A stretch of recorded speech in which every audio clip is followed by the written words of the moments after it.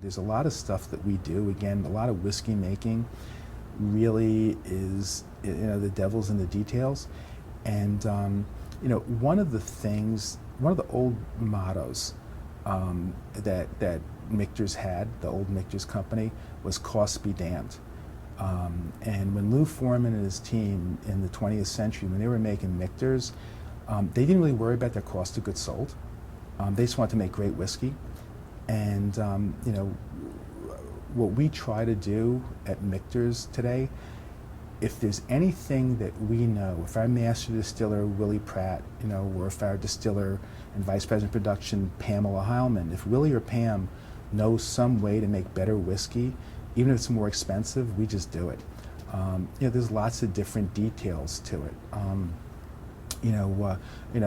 We use barrels that are dried. We use barrels that are toasted before they're charred. We use heat cycling.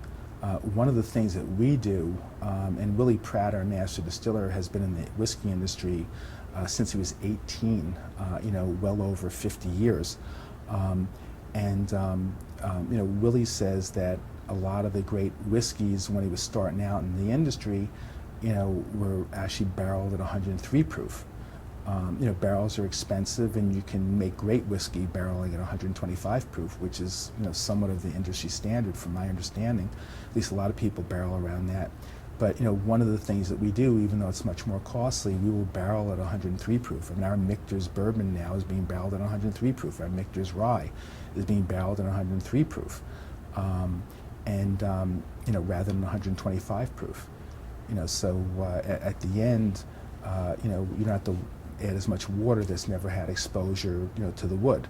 That's an unscientific explanation. There are much more scientific explanations about why having the stuff at a little lower proof in the barrel will actually, interact better with the wood and et cetera. But quite honestly, that's beyond my pay grade and beyond my scientific knowledge. So I'm sure I just explained it the wrong way. Our barrels, our rye barrels and our bourbon barrels are heat cycled. I mean, just on and on and on. So as I said, there's a lot of details, and basically, if we know how to make something better, we really just say, hey, let's do it. Let's do it. What kind of direction did you give to them when you brought them into the company? Basically, that just to get up every day with the goal of making the greatest American whiskey.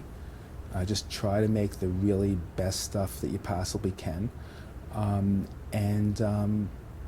try to make really special stuff, and not worry about quantity as much as quality, and